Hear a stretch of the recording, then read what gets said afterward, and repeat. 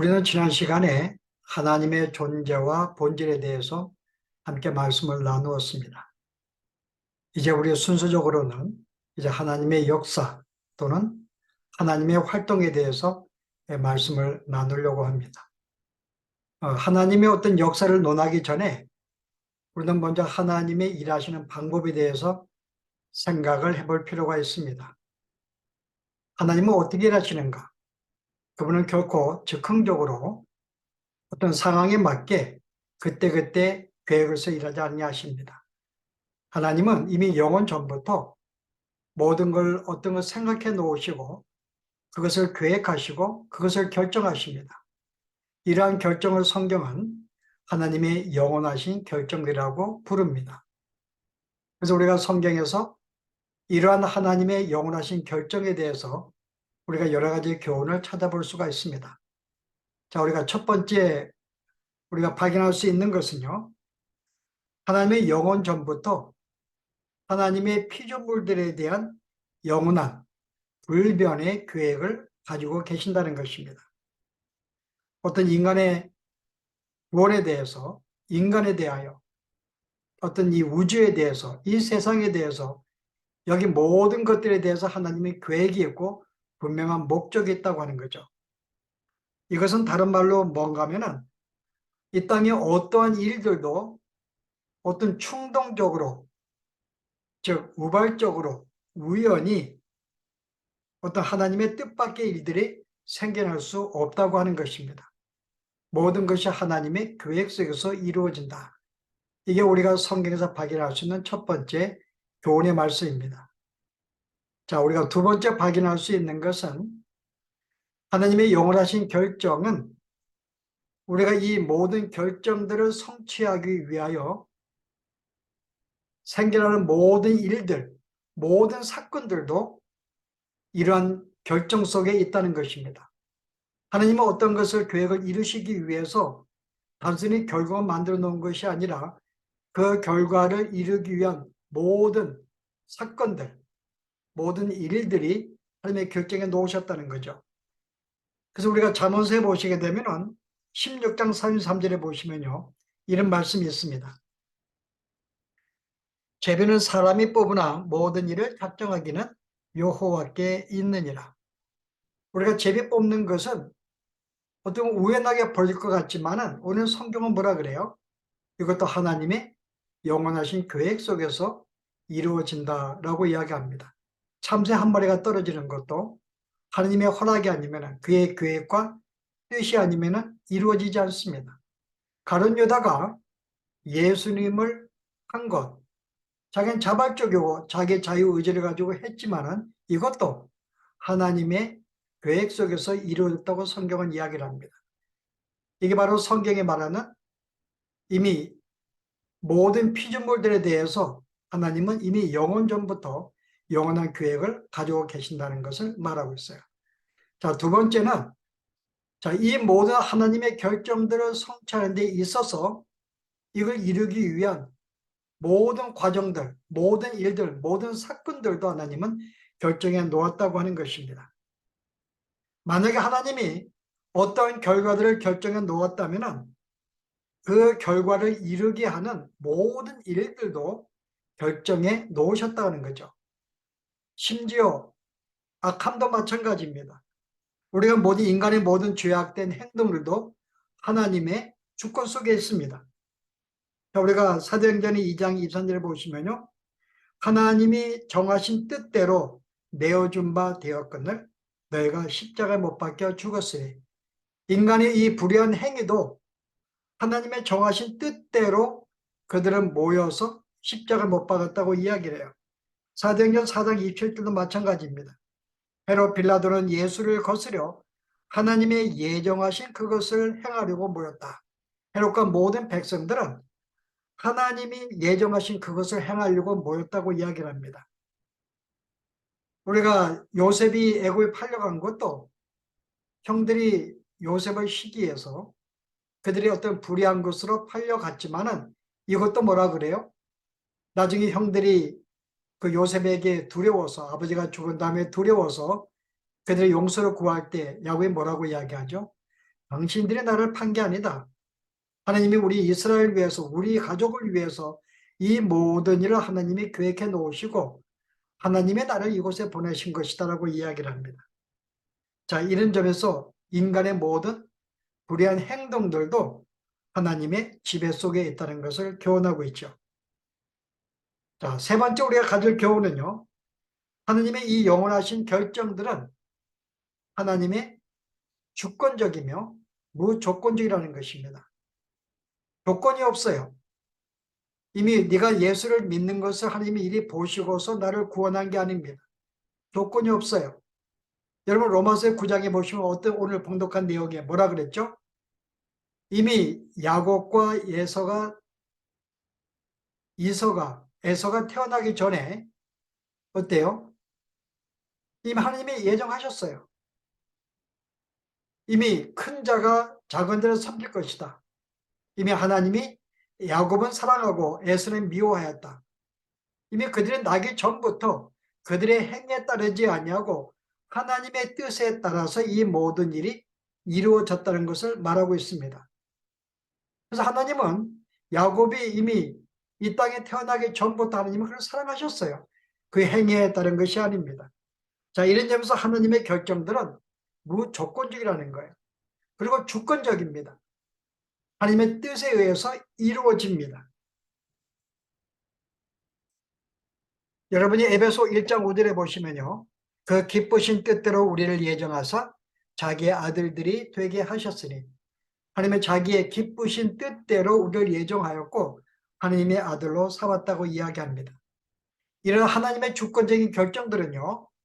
모두가 완벽하게 성취가 된다는 것입니다. 하나님은 전능하신 분이세요. 그리고 주권적이시기 때문에 그의 계획과 그의 목적은 결단코 실패하지 아니합니다. 어느 누가 방해한다 할지라도 그의 계획에 좌절되지 아니합니다. 자, 이런 점에서 하나님의 모든 결정은 모두가 성취가 되어진다는 거죠. 어떤 인간도 방해할 수가 없습니다. 자, 네 번째 교훈은요. 하나님의 결정들은 모든 일에 있어서 하나님의 거룩하심과 그의 성품의 완전히 일치한다는 것입니다. 하나님의 성품에 일치하는 모든 일들. 그럼 우리가 반문할 수 있죠. 그럼 죄는 뭔가? 그럼 하나님이 왜 죄를 허용하셨는가?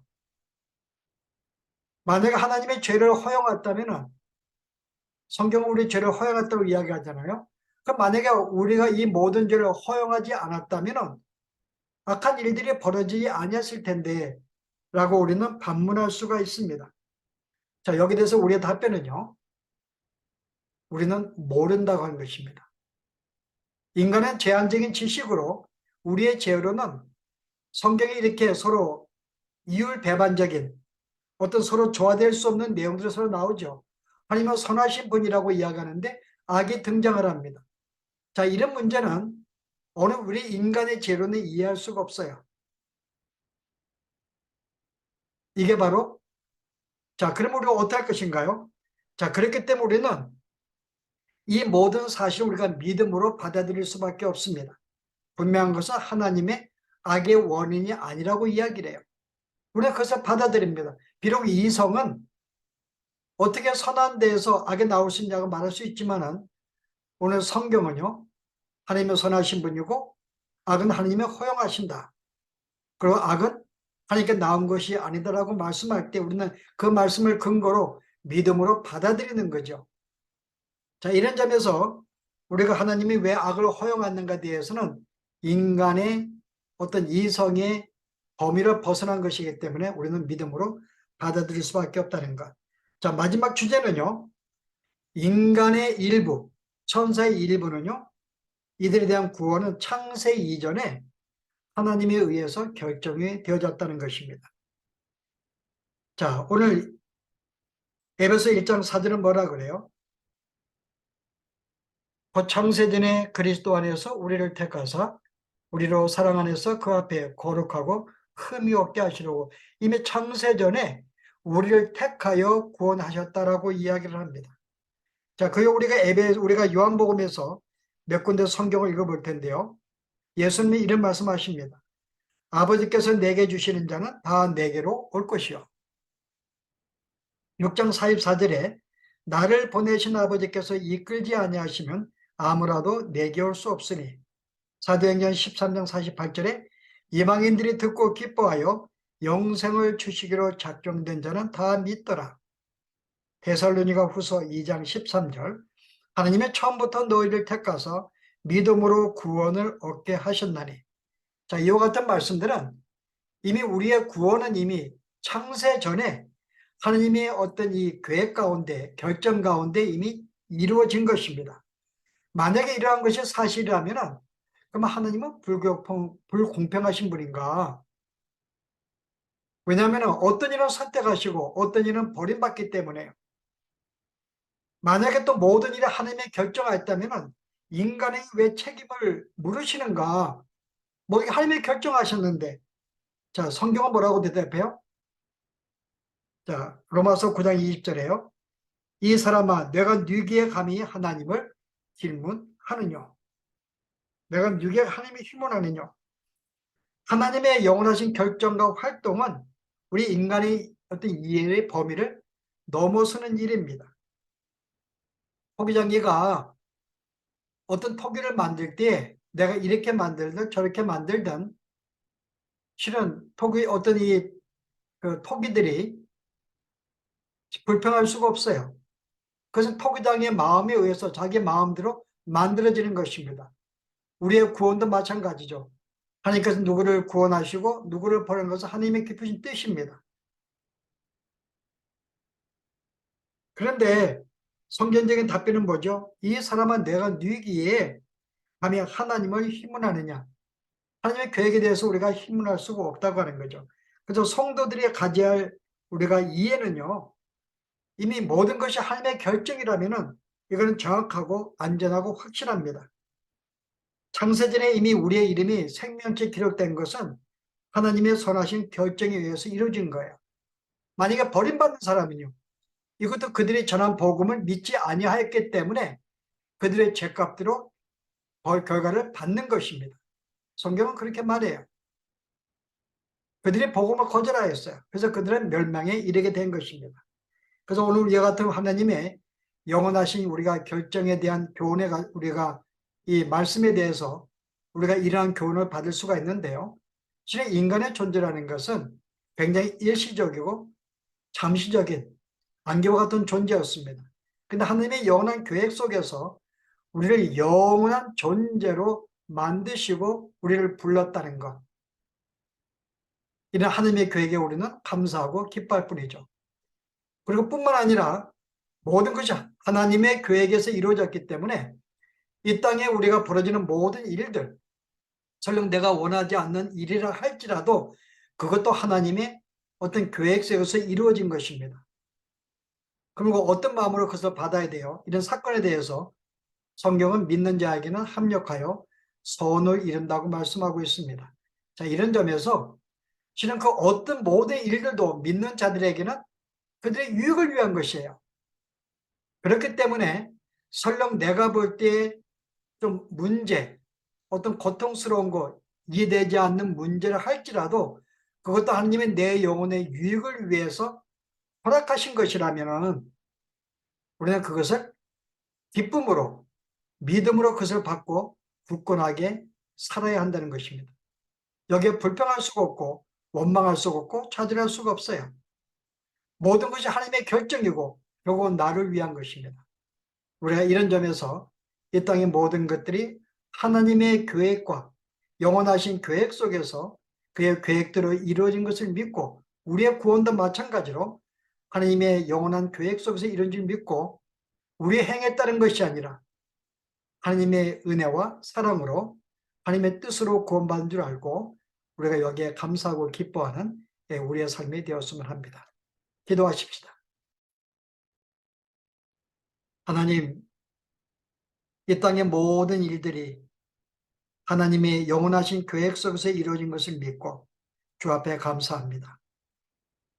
우리가 흙으로 빚어진 저희들 잠시 있다가 없어질 존재임에도 불구하고 하나님의 영원한 계획 속에서 우리를 영원한 존재로 만드시기로 결정하시고 그 뜻을 이루신 하나님의 그 은혜를 기억하며 주 앞에 감사와 주 앞에 찬송을 돌립니다.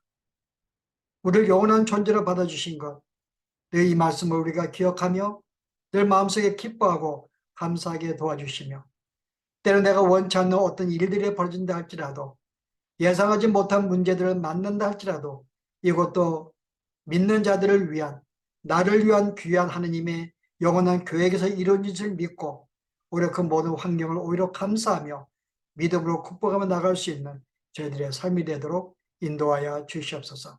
예수 이름으로 기도합니다.